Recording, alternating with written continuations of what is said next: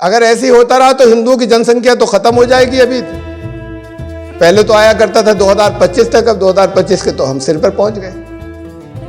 अभी 2050 तक या 60 तक वो जो दुनिया के अंदर इन कन्वर्जन समेत जो हिसाब लगाने वाले हैं, जो उनके प्रोजेक्शंस हैं दुनिया के अंदर, वो ये है कि 5000 साल में भी कम नहीं होंगे। जो ट्रेंड जा रहा है, अगर यही ट्रेंड ऐसे ही रहा तो बहरहाल ये लोगों के जहनों में क्यों डाला जाता है और वो उन जहां डेटाज हैं, जहां फिगर्स हैं, उन्हें क्यों नहीं देखते और इन्हें क्यों मान लेते हैं, ये जो फैलाई जाती है।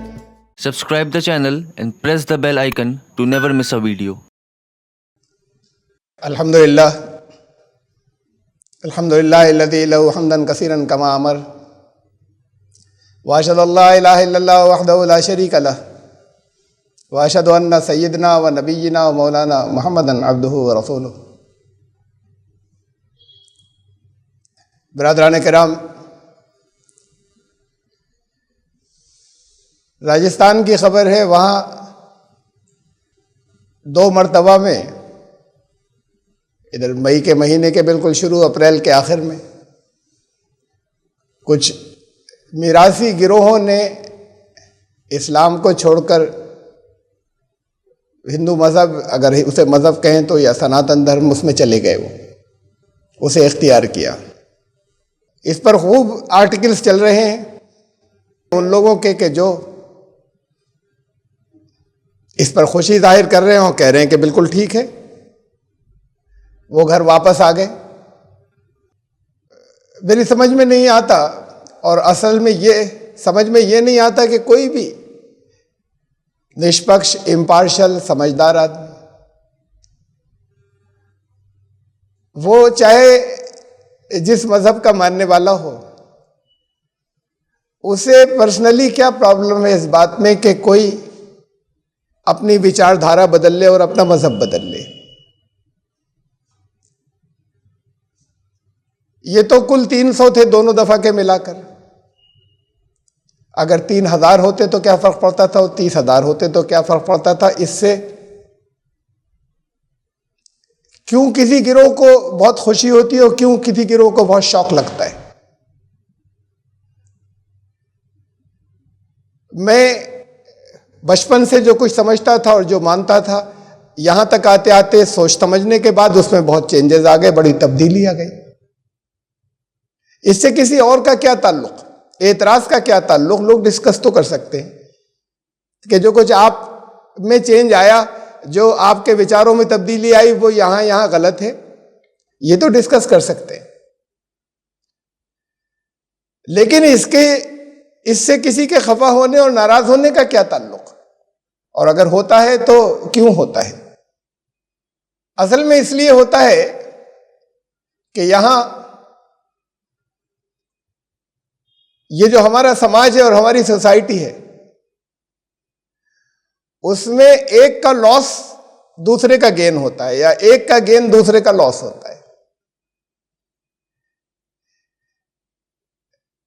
कोई अगर कमाता है और बहुत पैसे कमा लेता है तो उसके पास कुछ दौलत आसमान से नहीं टपकी, वो यहीं के मीन्स थे, यहीं के जराए थे, यहीं के वसाइल थे, यहीं के साधन थे, जिसमें उसने अपनी समझ से, अकल से, तिगड़म से, ताकत से उसको बढ़ा लिया। तो वो बढ़ावा आया कहां से? वो बढ़ावा कुछ बहुत से लोगों पर डिवाइड हो गया, उन सबके पास से खिंच कर आया, उनका कम भी हुआ। जब ऐसा होता है कि बहुत बड़े कैपिटलिस्ट कहीं उभर कर आते हैं, बड़े सरमायादार, जिन पर मुल्क को फख्र होता है, हमारे यहां बिलियनर्स इतने हो गए इंडिया में, बहुत बढ़ रहे हैं। जब जहां ऐसा होता है, वहां गरीबों और अमीरों के दरमियान में गैप बढ़ता है हमेशा। एक बड़ी तादाद जो है वो उनके मुकाबले में ज्यादा गरीब हो जाती है कंपैरिजन। कहीं से आता है और किसी और को मिलता है। सियासत में यही होता है, एक पॉलिटिशियन का गेन दूसरे पॉलिटिशियन का लॉस होता है। वो जो कुछ भी, जिन लोगों को भी, वो पॉलिटिशियन का गेन तो यही है ना कि वो लोगों को, मासेस को कंट्रोल करे। उसका गेन होने का मतलब ये कुछ मैसेज किसी और जगह से, किसी और पॉलिटिशियन के हल्के असर से, उसके एरिया ऑफ इन्फ्लुएंस से निकलकर इसकी तरफ आ गए तो उसका नुकसान हो गया। एक बिजनेस बड़ा होता है, दूसरे छोटे बिजनेस को खा जाता है। एक बिजनेस का गेन दूसरे बिजनेसेस का लॉस होता है। तो वही यहां हो रहा है कि एक मजहब का गेन जो है वो दूसरे किसी मजाहिब का लॉस है। बिजनेस तो समझ में आ रहा है, पॉलिटिकल पावर भी समझ में आ रही है पॉलिटिशियन की। ये मजहब का गेन क्या है और मजहब का लॉस क्या है? क्या चीज आ गई उन लोगों के पास जो मजहब के मानने वाले थे, अगर वहां पर किसी दूसरे मजहब से बहुत से लोग निकल कर आ गए? और क्या चीज उनकी चली गई जिनके लोगों ने धर्म परिवर्तन करके किसी दूसरी जगह चले गए, चेंज ऑफ रिलीजन के बाद? उन लोगों का क्या कम हो गया जो उस रिलीजन के मानने वाले थे? क्या पर्सनल कमी आ गई? इस मजहब में कमी आई, इधर कोई मजहब बढ़ गया, कुछ लोग यहां से निकले और इधर आए। तो इसके ऊपर एतराज मजहब वालों को क्यों होता है? और फिर जिन्हें होता है उनकी जहनियत बनाई है उनके जो हेड हैं उन्होंने, तो असल में नुकसान या नफे वहां होते हैं। जैसे पॉलिटिशियन के एरिया ऑफ इन्फ्लुएंस अगर बढ़ जाए और घट जाए तो गेन जो होता है वो गेन कहीं उसमें निकल कर आता है, पावर या मॉनेटरी गेन के अंदर। लोग बढ़ गए, पावर बढ़ी, या गेन्स जो है वो मॉनेटरी गेन्स बढ़े, आर्थिक लाभ बढ़ गया कहीं। यहां पर भी फिर अगर लोगों की ज़हनियत जिस चीज को मजहब समझ रहे हैं, उनके जो हेड हैं, जगह जगह गुरु हैं, उनकी बनाई हुई है, तो ये नफे नुकसान असल में उनके होते हैं जो लोगों की विचारधारा में आ जाते हैं कि बड़ा नुकसान हो गया, कुछ मुसलमान हिंदू हो गए, बड़ा नुकसान हो गया, कुछ हिंदू मुसलमान हो गए, हिंदुओं का बड़ा नुकसान हो गया। अगर ऐसे ही होता रहा तो हिंदुओं की जनसंख्या तो खत्म हो जाएगी। अभी पहले तो आया करता था 2025 तक, अब 2025 के तो हम सिर पर पहुंच गए। अभी 2050 तक या 60 तक वो जो दुनिया के अंदर इन कन्वर्जन समेत जो हिसाब लगाने वाले हैं, जो उनके प्रोजेक्शंस हैं दुनिया के अंदर, वो ये है कि 5000 साल में भी कम नहीं होंगी। जो ट्रेंड जा रहा है, अगर यही ट्रेंड ऐसे ही रहा तो बहरहाल ये लोगों के ज़हनों में क्यों डाला जाता है, और वो उन जहां डेटास हैं, जहां फिगर्स हैं, उन्हें क्यों नहीं देखते और इन्हें क्यों मान लेते हैं जो फैलाई जाती है, और फैलाने वाले क्यों फैलाते हैं? तो फिर मैं दोबारा इधर आ रहा हूं कि लोगों का क्या नुकसान हुआ। अच्छा, किसी एक घर में एक मुसलमान हिंदू हो गया, या एक हिंदू क्रिश्चियन हो गया, या एक क्रिश्चियन कोई किसी और धर्म के अंदर चला गया, सिख हो गया। ये तो हो सकता है जिस घर में रहते थे उस घर के लोगों को अच्छा नहीं लगे, बात खत्म हो जानी चाहिए, अच्छा नहीं लगे। वो पूजा कैसे करता था, उसने अपनी पूजा पद्धति बदल ली, उसने अपनी इबादत का तरीका वो बदल लिया। इससे आपका क्या नुकसान है? इन घर वालों का क्या नुकसान है? उनमें से किसी का क्या पर्सनल लॉस है? लेकिन दुख हुआ। यहां तक तो एक हम इसे नेचुरल मान सकते हैं। किसी को इतना ज्यादा हो सकता है कि अब हमारे साथ मत रहो, यह भी माना जा सकता है। अलग अलग जहन होते हैं, कुछ लोग जरा ज्यादा रिएक्टिव होते हैं, वरना होना तो ये चाहिए कि वे समझाएं, बताएं, बात करें, एक विचारधारा बदली है ना, उस पर बातचीत होनी चाहिए। लेकिन यह है कि कुछ लोग ज्यादा रिएक्टिव होते हैं, बहुत खफा होंगे, भाई हमारे साथ मत रहो, साथ में रहना नहीं मुमकिन है, ये तुमने पूजा किसी और की शुरू कर दी, हम किसी और की करते हैं। इससे आगे फिर और जो दूसरे लोग, जो भीड़ रिएक्ट करती है, वो नेचुरल नहीं है, वो आर्टिफिशियल है, वो मिजाज बनाए गए। किसी की मर्जी की जिससे दिल चाहे शादी करे। अब घर वाले, माँ बाप, बहन भाई तो जरा सा कह सकते हैं कि भाई हमारी फैमिली, उसमें हम इसे नहीं पसंद करते कि तुम दूसरे धर्म का ले आए या दूसरे धर्म में चली गई या चले गए, हम इसे नहीं पसंद करते। तो यहां तक तो ठीक है, इसलिए कि उनकी फैमिली की आपस की रिलेशनशिप है दिन रात की। ये बाकी लोगों को इससे क्या मतलब, किसने किससे शादी की, और उसका फिर इशू बनाए, फिर उसे उसके नाम रखें तरह तरह के। अब वो नाम रखने का सिलसिला तो यहां शुरू हो गया। वो जो मेजॉरिटी कम्युनिटी है, ये अजीब बात है, वो जो अगले 1000 साल में भी कम होने नहीं जा रहे, जिनकी संख्या, उन्हें यकीन है कि अगले 15 साल में मुसलमान बढ़ जाएंगे और हिंदू कम हो जाएंगे। तो फिर वो उन सारी चीजों के ऊपर यकीन करते हैं जो फैलाई जाती हैं, लव जिहाद और फिर कोरोना जिहाद।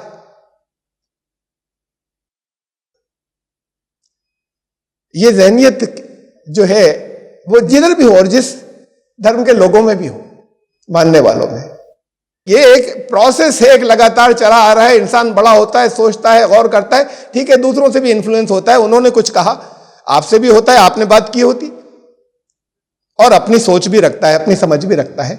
उसमें वो चाहे कोई एक चीज देखकर और चाहे बहुत कुछ देखकर, वो अगर अपने सोचने का कोई अंदाज बदलता है जिससे आपका कोई नुकसान नहीं होने जा रहा, डायरेक्ट किसी एक का भी नहीं हो रहा, तो एतराज क्यों है? सबसे ज्यादा ये पूरी दुनिया के अंदर, ये हमारे यहां हिंदुस्तान में, बाकी दुनिया में ये नहीं होता। ठीक है, तुम, हमें अच्छा नहीं लग रहा, तुमने ये क्या किया, ओके, तुम्हारी मर्जी, बात खत्म हो गई।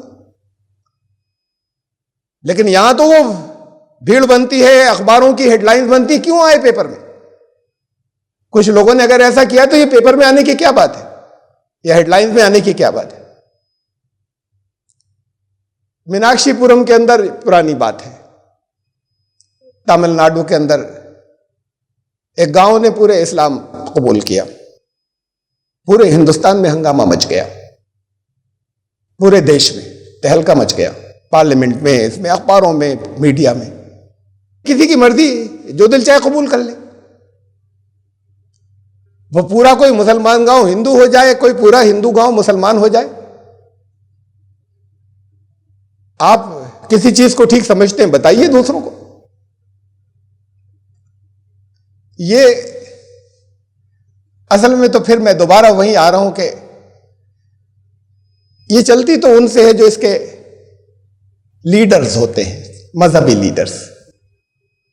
और चूंकि एक बड़ा गिरोह होता है उनके अंडर में, तो इसलिए सियासी लीडर भी हरकत पे आते हैं। वो सियासी लीडर्स का तो ये है कि अगर वो ये महसूस करें कि नहीं इसमें हमारा फायदा है, इनके इस कन्वर्जन के अंदर, तो वो उससे खुश होंगे, एतराज नहीं करेंगे, चाहे वो जिस धर्म के मानने का दावा करते, चाहे उससे निकल कर कहीं गए। कोई अगर पॉलिटिकल गेन है तो उससे फिर खुश होंगे, वो इसे देखते हैं अपने गेन्स को। यहां कहीं मजहबी लीडरों के गेन्स और लॉसेस हैं जो वो पब्लिक का जहन बनाते हैं। तो अब यहां भी फिर दो बातें हैं सोचने की और गौर करने की। ये एक का नुकसान और दूसरे का फायदा। जब एक का फायदा होता है तो वो किसी दूसरे के नुकसान की कॉस्ट पर होता है। बड़ी लॉजिकल बात है, सबकी समझ में आ जाती है, नहीं है इतनी लॉजिकल, और थोड़ा सा और गौर करने की जरूरत है। ये बिल्कुल प्लेन और सतही ऊपर की बात है। ये खुदगर्जी के निजाम में होता है, उस सिस्टम में होता है जहां स्वार्थ हो, जहां खुदगर्जी हो, जहां सेल्फिशनेस हो, कि किसी एक का गेन दूसरे का लॉस होता है, किसी एक का लाभ दूसरे की हानि, नुकसान होता है। ये दो अलग अलग निजाम है, खुदगर्जी का निजाम, एक मोहब्बत और हमदर्दी का निजाम। अगर मोहब्बत और हमदर्दी का निजाम हो तो दोनों का फायदा होता है। ऐसा नहीं होता कि किसी एक का फायदा हो तो दूसरे का नुकसान हो गया। इसलिए कि नुकसान और नफे शॉर्ट टर्म भी होते हैं और लॉन्ग टर्म भी होते हैं, नंबर एक। नंबर दो, ये नुकसान और नफे खाली मटेरियल नहीं होते। ये मेंटल भी होते हैं, ये स्पिरिचुअल भी होते हैं। तो सिस्टम ये सिर्फ मेटीरियल गेन्स के अंदर तो हो सकता है कि दूसरा उसमें भी नहीं होता। दो बिजनेसेस मिलते हैं किसी एक ट्रेड के, दोनों का एक दूसरे से ऐसी डील होती है जिसमें दोनों का फायदा हो। ऐसी भी हो सकती है कि एक ने एक्सप्लॉइट कर लिया, दूसरे का नुकसान हो गया, दोनों का गेन हो। ऐसे कानून भी बन सकते हैं जिसमें सबका फायदा हो, वो भी बनाए जा सकते हैं। यह होता है हमदर्दी और मोहब्बत के निजाम में पहले सोचने के अंदाज जो है उसमें से स्वार्थ और खुदगर्जी निकलेगी, तब होगा, वरना नहीं होगा। अब इसे तो मॉडर्न मैनेजमेंट समझने लगा है। ठीक, अभी वो बात जो दी गई, वो उसूल जो हमें दिया गया था सर्वाइवल ऑफ द फिटेस्ट का, कि यहां सिर्फ वो बाकी रहेगा, सर्वाइव करेगा जो ज्यादा फिट होगा, दूसरों से ज्यादा कैपेबिलिटीज और सलाहियतों वाला होगा, और दूसरे खत्म हो जाएंगे, स्टैटिक नहीं रहेंगे, एक जगह नहीं रहेंगे, या ऊपर जाएंगे या कुचल जाएंगे। सर्वाइवल ऑफ द फिटेस्ट यानी fitness, to be most fit to survive, सबसे ज्यादा हमारे पास सलाहियतें या चालें या तरकीबें हों बाकी रहने की, तो बाकी रहेंगे। लेकिन यह भी खुदगर्दी के निजाम की बात है। हमदर्दी और मोहब्बत के निजाम के अंदर कोऑपरेशन फॉर सर्वाइवल होता है, सिर्फ फिटनेस फॉर सर्वाइवल नहीं।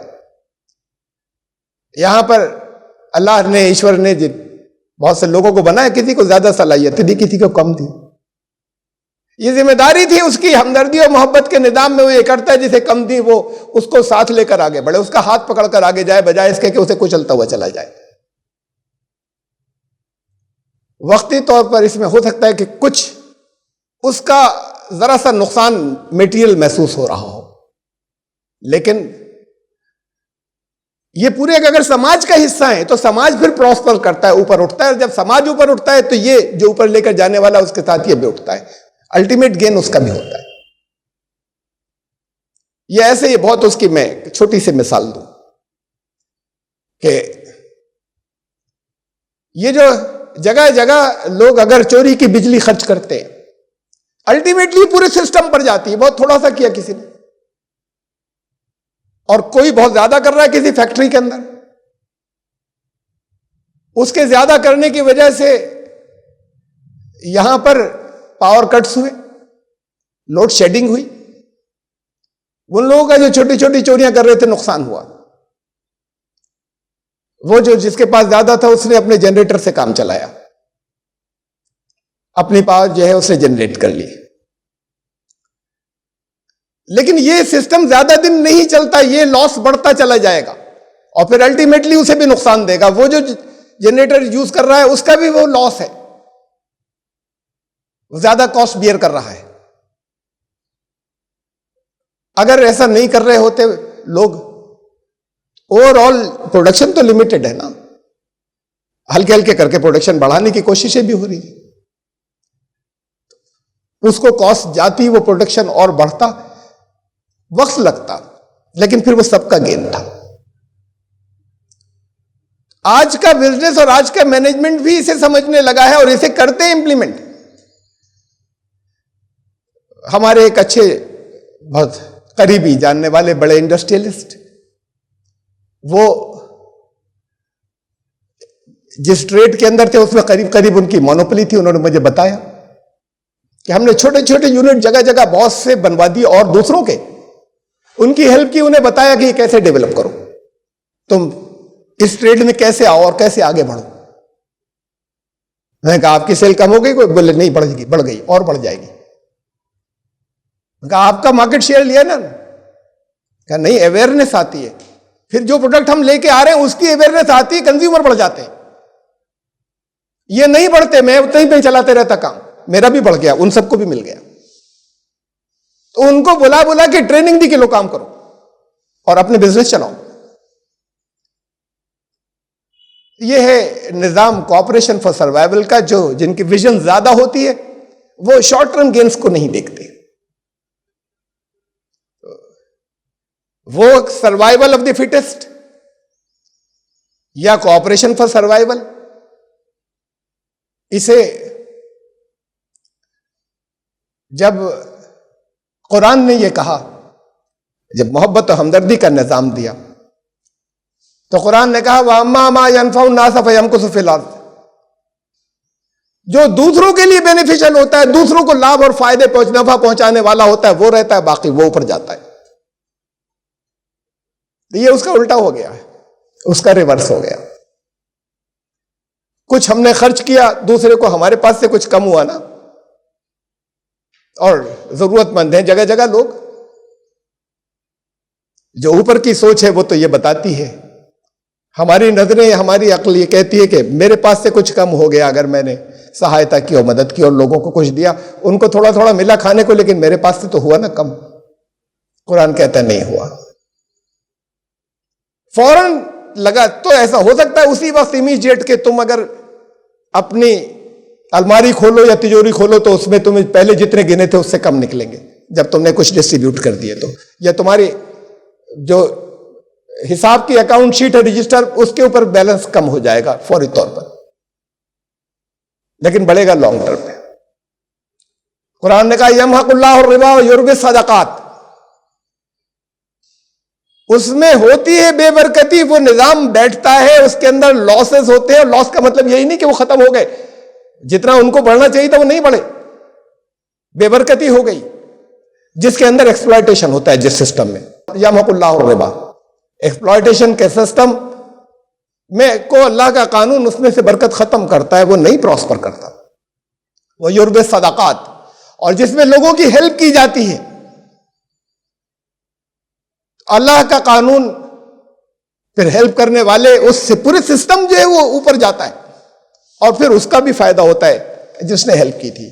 तो अल्लाह इसको परवान चढ़ाता है, कोशिश करता है, परवरिश करता है, इवॉल्व करता है उस सिस्टम को ऊपर। कहते हैं ये बढ़ता है आगे। ये फौरी तौर पर एक शॉर्ट टर्म देखोगे तो तुम्हें ये लगेगा कि यहां से कुछ कम हुआ, देने वाले का बढ़ता है। और फिर क्या क्या कानून है अल्लाह के, कहां कहां से देता है, वो तो फिर बहुत से रिसोर्सेज तो हमें मालूम नहीं वहां से देता है, उसका अपना निजाम अलग है। जिनको पहुंचवाना है तुम्हारे हाथों से पहुंचवा दिया, तुम देते रहे वो और देता रहा, तुमने रोका वो फिर रोक लेगा, इसलिए किसी और के थ्रू दे देगा। ये जो सारी कायनात के अंदर जिसके कानून है, ये उसने बताया कि हमारा सिस्टम ऐसे चलता है। तो असल में ये दो निजाम हैं, ये दो सिस्टम्स हैं, एक खुदगर्जी का, स्वार्थ का, सेल्फिशनेस का, और एक मोहब्बत और हमदर्दी का। उसमें नुकसान नहीं होता, सेक्रीफाइस कहते हैं उसे। उस त्याग के बाद कहीं फौरन इमीडिएट भी खुशी होती है। अपना खाना कम करके बच्चे को मां खिलाती है, एक दोस्त तक अपना कुछ रोक कर दूसरे दोस्त की हेल्प करता है, एक पड़ोसी अपना कुछ कम करके दूसरे की हेल्प करता है, तो जो उसे खुशी होती है, यह भी इमीडिएट गेन होता है। असल में अब तक वही चला आ रहा है ना, किताबों में लिखा हुआ, और हमें जो रटाया जाता है, man is a social animal. जानवर भी सोशल होते हैं, सिर्फ मैन सोशल नहीं होता। बहुत से जानवर बहुत सोशल होते हैं, बड़े सिस्टमैटिक, उनका पूरा जो सिस्टम होता है वो बड़ा ऑर्गेनाइज होता है। एंट्स का, चींटियों का, दीमक का, शहद की मक्खी का, और बहुत से और जानवरों का।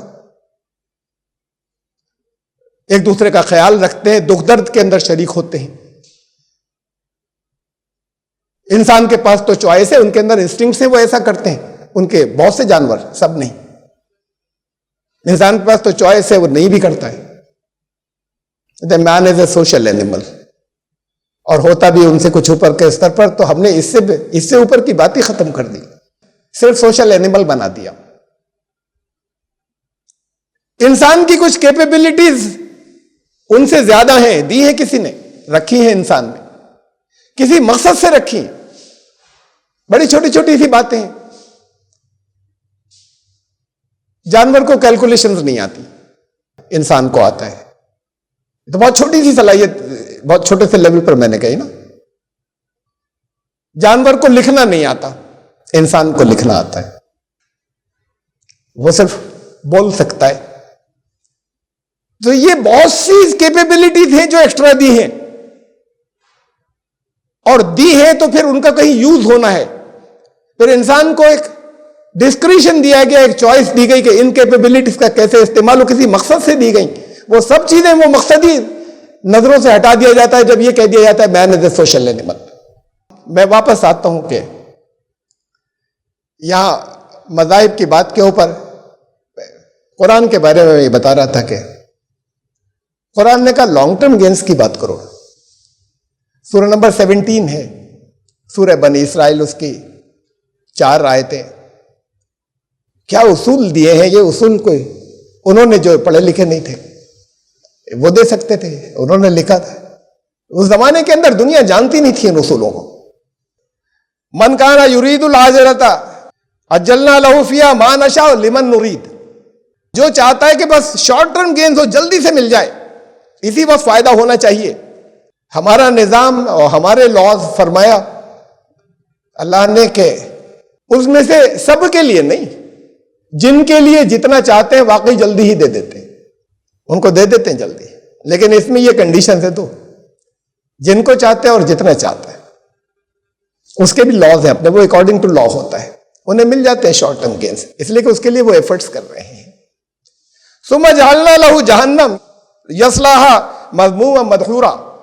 लेकिन उसके बाद फिर आगे उनकी जिंदगी के अंदर उन्हें दांत पीसना है, जिंदगी आग में जलना है। वो उनको खुशियां नहीं देगी बल्कि फिर वो तड़पते रहेंगे, जलील ख्वार होंगे।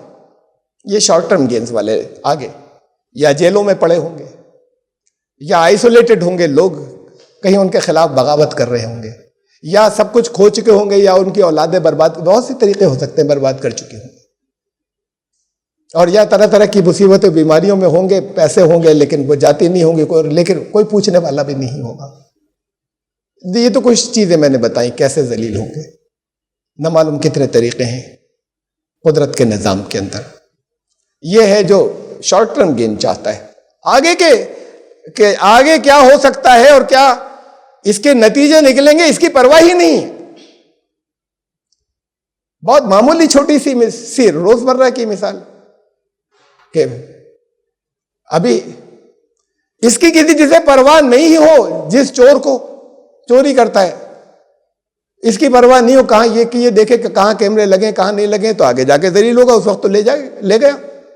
ये तो एक बात हुई। फिर कुरान ने आगे कहा कि वमन अरादल आखिरत व सअ लहा सअयहा व हुवा मुमिनुन फउलाइका काना सअयुहुम मशकूरा। और जिसने लॉन्ग टर्म गेन्स के बारे में सोचा, यही तो करते हैं ना नॉर्मल, हर बिजनेस के अंदर हर स्टूडेंट यही करता है, लॉन्ग टर्म गेन से इस वक्त की दिलचस्पियां खत्म करे, आगे का कैरियर होगा। इस वक्त सब कुछ खर्च नहीं कर ले, इस वक्त अपना वक्त लगाए, आगे गेन्स होंगे इसके बिजनेसमैन। तो जिसने लॉन्ग टर्म गेन्स की बात सोची तो वहां पे भी कानून ने कहा कि 2 शर्तें भी हैं साथ में। वसआ लहा सअयहा, एफर्ट जैसी होनी चाहिए थी वैसी की, ये नहीं कि चंद दिन तो बड़ा जोश आया था फिर बैठ गए, वैसी एफर्ट की जैसी जरूरत थी। वसा, जिस मंजिल को पाने के लिए, जिस टारगेट को गेन करने के लिए उसकी कोशिश का हक अदा किया।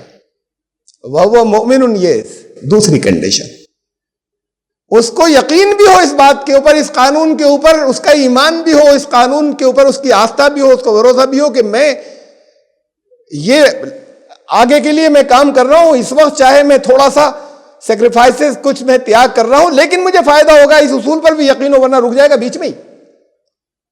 इस कानून पर उसका ईमान भी हो। वो है जिनकी कोशिशों का पूरा पूरा बदला मिलेगा, लॉन्ग टर्म गेन्स। आगे फरमाया कुल्लन नुमिद्दु हाउलाए व हाउलाए, हमने तो कानून ऐसे ही बना दिया दोनों की हेल्प हो, तुम्हारी मर्जी, चाहते क्या हो, इसमें चाहते हो हेल्प के शॉर्ट टर्म गेन, तो फिर उसके लिए अपनी तिगड़म इस्तेमाल करोगे और मिल जाएंगे। ज्यादातर को कुछ कंडीशन है, कुछ को नहीं मिलेंगे।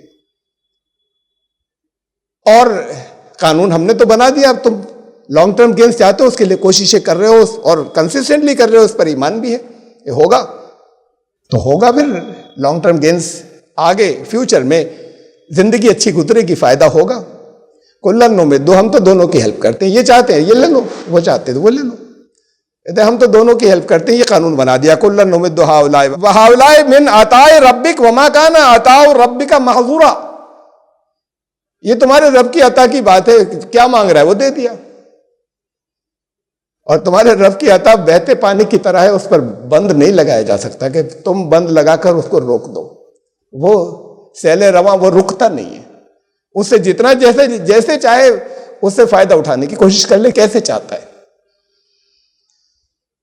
उन्जुर कैफा फज़लना बाज़हुम अला बाज़। अब यह है गौर करने वालों की बात, देखो कि हमारे कानून ने किन किन को प्रेफरेंस दी, यहां पर किन को फजीलतें प्राथमिकताएं ज्यादा मिली, किन की क्यों कम रह गई, इसे देखो। बात यह वलल आखिरतु अकबर दरजातिन व अकबर तफजीला। फिर सुन लो आखिरी बात के, ये जो लॉन्ग टर्म जो भी प्लानिंग करता है, प्राथमिकता उसी की होती है और आगे जाने के बाद फजीलतें उसी की होती है। यही करने की चीज है, यही बड़ी बात है। खुदगर्जी का निज़ाम नहीं हो, मोहब्बत और हमदर्दी का निज़ाम हो, जो दूसरों के लिए लाभदायक होता है वो प्रॉस्पर करता है, देने से कम नहीं होता, बढ़ता है। और ये तीसरी बात, तीसरा उसूल कि लॉन्ग टर्म गेन्स की बात सोचना, वरना आगे दांत पीसते रहोगे, जिंदगी बर्बाद हो जाएगी। इस वक्त तो जो भी कर लो जल्दी में, दूसरों की नोच खसोट। ये उसूल किसने दिए? ये दीन ने दिए, ये धर्म ने दिए। ये उसूल उसने दिए जिसने हमें यहां मौजूद किया, जिसने हमें यहां बनाया, जो जानता है, सब कुछ जानता है। हम तो ट्रायल एंड एरर से अपने लॉ बनाते चले आए हैं आज तक यहां पर दुनिया में, इंसान शुरू से लेकर यहां तक।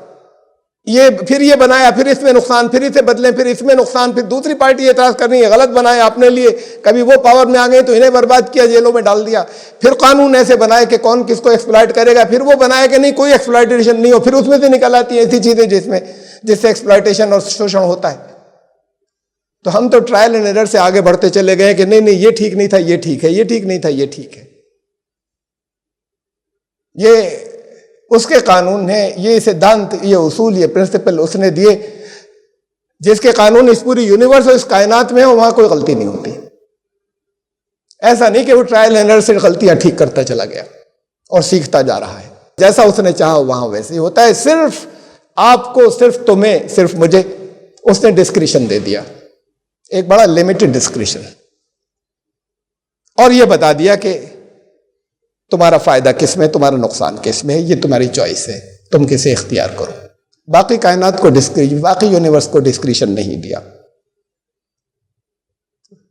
ये है फजीलत इंसान की, ये खाली सोशल एनिमल नहीं है, बहुत ऊपर है। ये इसको किसी खास मकसद से क्रिएट किया गया था, बाकी सबको इसके लिए क्रिएट किया गया था।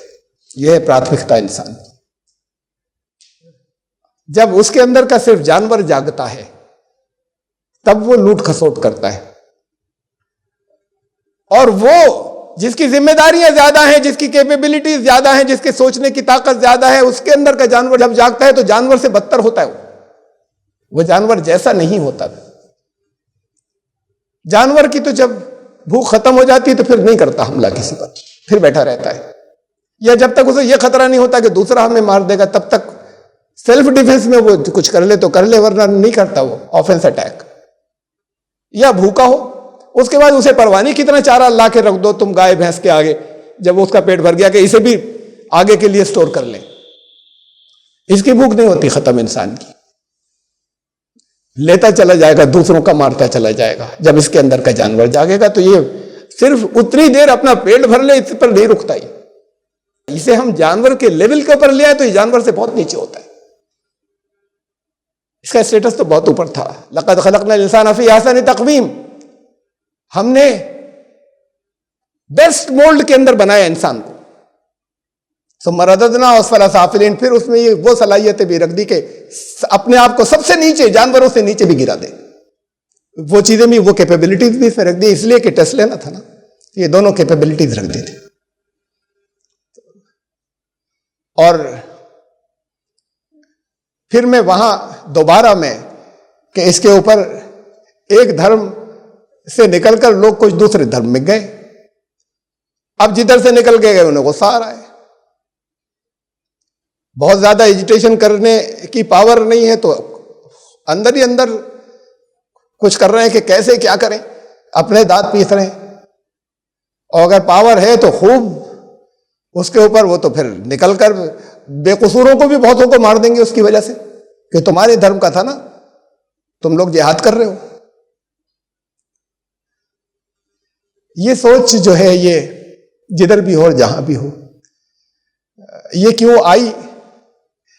एक रिलीजन का, एक मजहब का नुकसान दूसरे मजहब का गेन क्यों हुआ? ये तब होता है जब धर्म एक यूनिट नहीं होता, जब मजहब होते हैं, दीन नहीं होता। दीन तो एक है, धर्म तो एक है। जब ये बहुत से होते हैं तब उनके इंटरेस्ट होते हैं जो क्लैश कर रहे होते हैं। जब इंसानियत का निजाम होगा तो सारा यूनिट एक है। वमा कान नास इल्ला उम्मतम वाहिदा, दुनिया के सारे इंसान एक ही थे, एक यूनिट थे। ये बात को उनके अंदर इख्तिलाफात हुए और टुकड़े टुकड़े होते चले गए। अब ये अलग अलग टुकड़ों में बढ़ गए तो एक का गेन दूसरे का लॉस होता है। और अगर इंसानियत एक हो तो वो मोहब्बतें होती हैं, एक का लॉस नहीं होता, उसका त्याग होता है, उससे भी उसे खुशी होती है, अपने भाई को फायदा पहुंचाकर, और लॉन्ग टर्म में मेटीरियल गेन भी मिलता है और समाज बढ़ता रहता है। अगर समाज एक हो, इंसानी समाज बटा हुआ होगा टुकड़ों में, तब एक का नफा दूसरे का नुकसान बन जाएगा। धर्म जब एक होगा, जब दीन एक होगा, नफे नुकसान का कोई सवाल नहीं कि कौन इससे नुकसान पहुंचा रहा है। नुकसान तो सिर्फ शैतान पहुंचाने की कोशिश कर सकता है। और जब धर्म मजहबों में बदल जाएगा, टुकड़ों टुकड़ों के अंदर, रिलीजन के अंदर बदल जाएगा, जब दीन मजहबों में बदल जाएगा, तो फिर एक का नुकसान उसे तो जाने दीजिए। हिंदू हो गया मुसलमान, वो हनफी शाफी हो गए, वो अहले हदीस हो गए। अब आपस में खेचातानियां और लड़ाइयां चल रही हैं, जबरदस्त लड़ाइयां चल रही हैं, एक दूसरे के खिलाफ साजिशें हो रही हैं, तरकीबें होने वहां सारे मज़ाहिब में। तो ये तो तब है जब दीन एक नहीं बचा। तो ये मजहबों में लड़ाइयां होती हैं, होती रहे, दीन को इसकी क्या परवाह। वो निजाम बता दिया, तुम्हें आगे जाने के बाद अपने अमाल का हिसाब देना है और भुगतना है। दीन को इसकी कोई परवाह नहीं, मज़ाहिब को होती है परवाह। ये टुकड़े बीच में जो बनते हैं, ये रिलीजन्स को होती है इसकी फिक्र, इसलिए कि इनके जो रिलीजियस हेड होते हैं उन्हें फिक्र होती है। ग्रुप छोटा हो गया, पावर गई, पैसे गए, वो ये मेंटालिटी देते हैं अपने अपने ग्रुप को।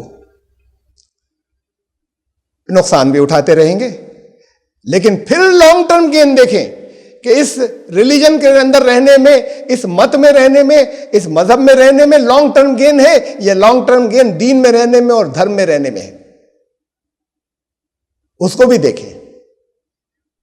इसलिए कि वो लॉन्ग टर्म इंसान का, इंसानियत का, इंसान की तारीख का long term in terms of time, जब हम वक्त समय के मामले में बात करते हैं, तो वो तो अब इस दुनिया की जिंदगी से आगे जाकर आता है। जिंदगी तो जारी है, ये यहां का सांसारिक जीवन खत्म हुआ, आगे जारी है। जो नहीं देखा, जो उसको मालूम है, जिसने तुम्हें बनाया है, उसने बता दिया ना लॉ कैसे पास हो गए और कैसे फेल हो गए। तो फिर लॉन्ग टर्म गेन्स की बात देखें ना।